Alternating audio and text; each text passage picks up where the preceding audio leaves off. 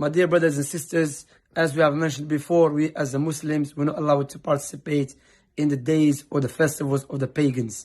It's haram, and Allah subhanahu wa ta'ala has warned us in the Quran, وَالَّذِينَ هُمْ عَنِ اللَّغْوِ مُعْرِضُونَ.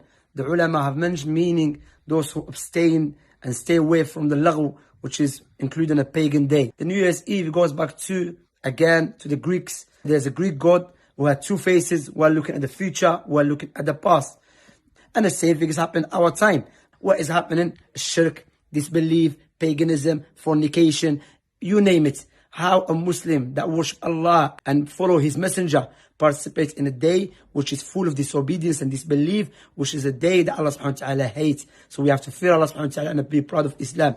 And Nabi alayhi wasallam said, we as the Muslims, we have two Eid. The Eid which is Eid al-Fitr and Eid al-Adha. May Allah bless you all. So be proud like the Sahaba were proud of their deen.